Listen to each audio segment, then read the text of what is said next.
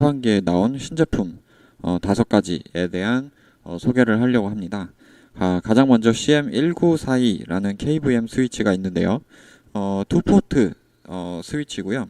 디스플레이 포트로 연결돼서, 그러니까 PC에서 디스플레이 포트로 KVM 스위치에 연결된 다음 KVM 스위치에서는 HDMI 모니터 2대로 이제 화면을 출력하는 스위치입니다. 그래서 싱글 PC 모드랑 듀얼 PC 모드라는 두 가지 모드를 지원하고요. 모니터 2대 간의 바운드리스 스위칭이 가능합니다. 네, 그리고 오디오 믹서 모드를 통해서 예를 들어 이제 사용자가 1번 포트의 PC를 제어하고 있을 때 2번 포트의 PC와 PC의 오디오와 1번 PC의 오디오를 같이 섞어서 이제 출력을 할 수가 있습니다. 구성도를 보시면 좀 더 이해가 빠르실 것 같은데요.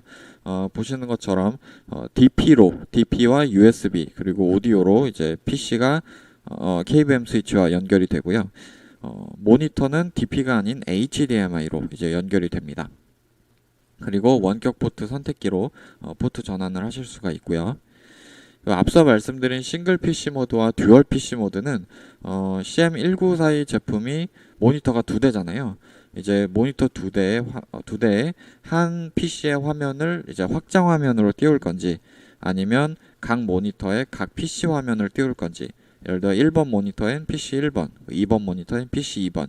이제 듀얼 PC 모드로 쓰게 되면 이때 바운드리스 스위칭을 통해 PC 2대에서 키보드 마우스 사용이 모두 가능해집니다. 네. 그래서 CM1942의 가장 큰 특징으로는 바운드리스 스위칭 기능이 있겠고요. 그 다음으로 오디오 믹서. 네.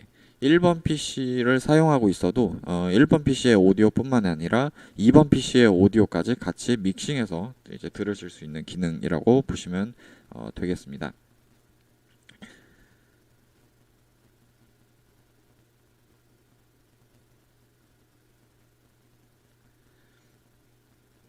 네, 그 다음은 US3312 제품인데요. USB 2포트 USB-C DP 케이블 KVM 스위치입니다. 네, 그래서 디스플레이 포트는 모니터고요. 그리고 PC로는 USB-C 타입으로 연결이 됩니다. 네, 그래서 DP 모니터랑 USB 키보드 마우스를 USB-C로 연결된 PC에서 사용을 하실 수 있는 거고요. 최대 4K 해상도를 지원합니다. 또 비디오 다이나싱크와 원격 포트 선택기를 통한 포트 전환을 지원하고요. USB-C 단자로 전원을 받기 때문에 별도 어댑터를 연결하지 않고 사용을 하게 됩니다. 네, 보시는 것처럼 이 구성도고요. USB-C 타입으로는 뭐 맥북이 연결될 수도 있겠고, 아니면 그냥 일반 윈도우 노트북이 연결될 수도 있겠습니다.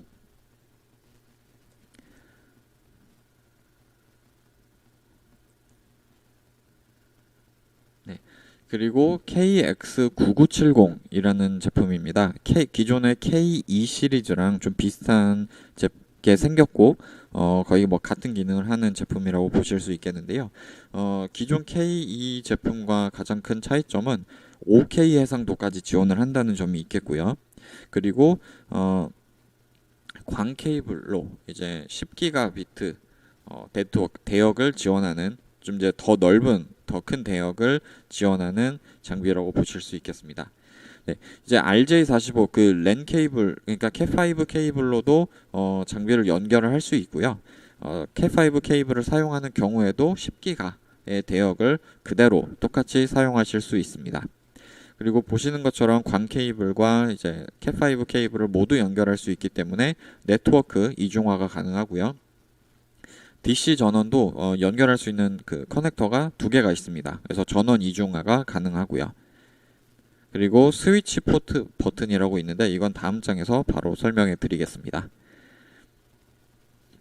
네, 보시는 것처럼 스위치 포트 버튼은 KX9970 전면에 있는 저 화살표 버튼 2개인데요. 저 화살표 버튼을 눌러서 이 수신기에 해당 수신기에 출력할 송신기를 선택을 할 수 있는 겁니다. 예를 들어 송신기가 사진에서 보시는 것처럼 1, 2, 3, 4, 5가 있습니다. 여기서 이제 현재 3번을 이제 출력하고 있는데 저기 상향 화살표를 누르면 이제 송신기 2번으로 전환이 되는 거고요. 다시 하향 화살표를 누르면 3번 송신기로 전환이 됩니다. 기본 포트 전환에 대한 그 권한 우선순위는 공유, 점유, 보기, 독점 순이고요. 네, 그러면 가장 많이 궁금해하실 게 이제 KX랑 KE 제품을 같은 네트워크에서 같은 그 CCKM에서 이제 사용하실 수 있는지에 대해서 좀 궁금하실 것 같습니다. 일단 KX 장비와 KE 장비는 같은 네트워크 스위치에 연결해서 쓰실 수는 있습니다.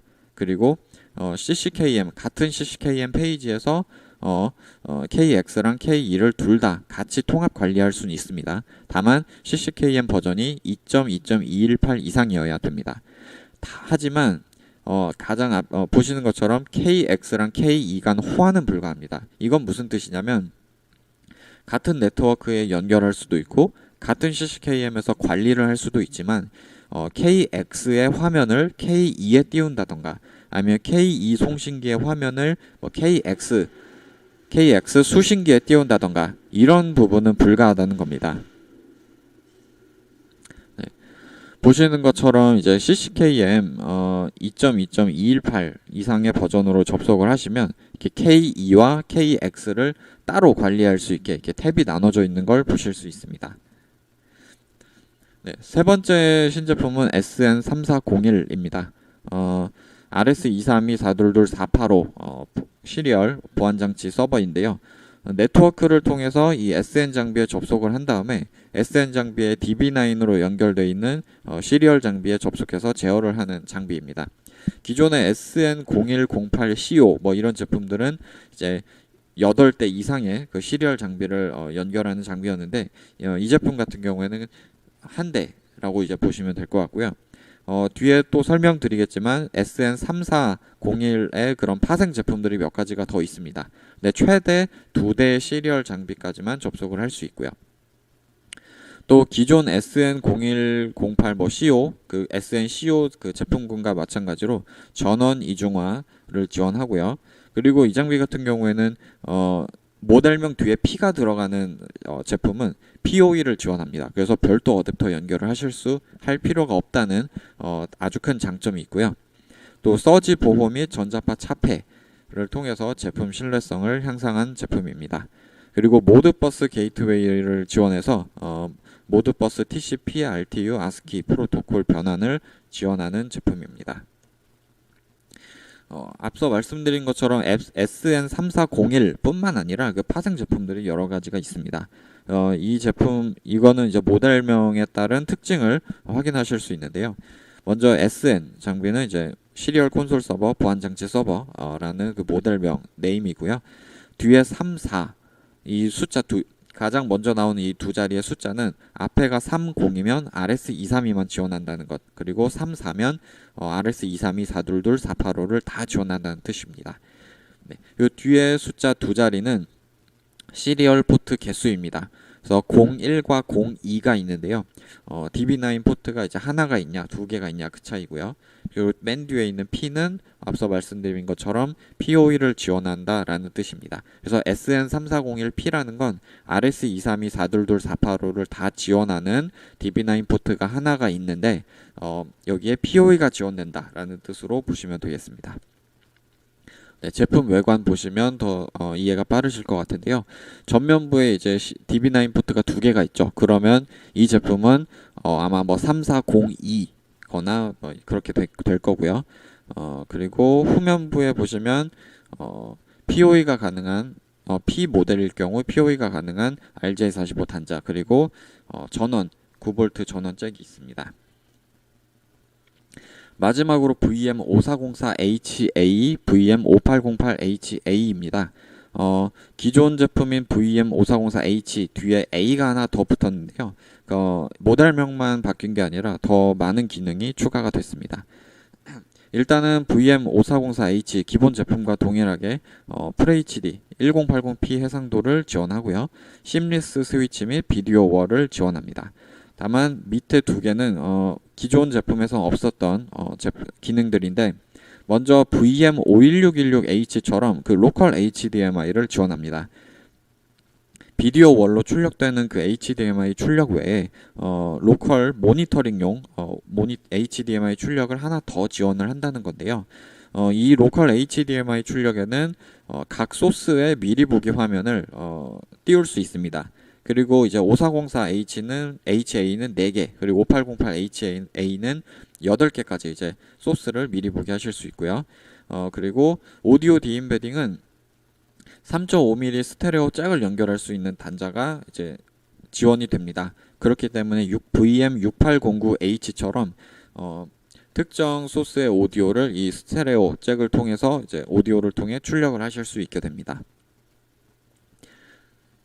네, 지금 보시는 거는 VM5404HA와 VM5808HA 로컬 HDMI에 대한 예시입니다. 그래서 이렇게 소스 좌측에 소스 4개가 이제 연결이 되고 가장 우측 상단에 그 로컬 HDMI 출력 보시는 것처럼 이렇게 4분할해서 소스 미리 보기를 할 수 있게 됩니다. 네, 여기까지 신제품 소개였고요. 이제 그 다음은 기술 이슈 내용으로 이제 들어가도록 하겠습니다. 네, 지금 아직까지 그 소속과 성함 그 채팅창에 못 적으신 분들은 좀 적어주시고요. 바로 다음 내용 진행하겠습니다. 네, 지난 한 달간 있었던 기술 이슈에 대해서 이제 알려드리는 시간입니다. 먼저 UC9020과 UC9040 제품에 대해서 다음과 같은 문의가 있었습니다. 이제 유튜브에서 라이브 스트리밍 예약을 특정 시간에 걸어놨는데 이제 예약된 시간이 됐을 때 유튜브는 이제 라이브를 시작했는데 UC9020에서 고라이브가 자동으로 시작이 안 된다라는 문의가 있었습니다. 이 내용은 아쉽게도 UC9020과 9040이 유튜브 예약 기능에 따라서 고라이브를 자동으로 실행하는 기능을 지원하지 않기 때문에 이제 고객께서 고라이브 버튼을 수동으로 눌러주셔야 된다고 안내가 됐고요. 그리고 VC882에 대한 문의도 있었습니다. 이분 같은 경우는 노트북과 스피커를 각각 3핀 터미널 블럭으로 연결을 하셨습니다. 그래서 VC882의 입력도 터미널 블럭을 쓰고 출력도 터미널 블럭을 쓴 거예요.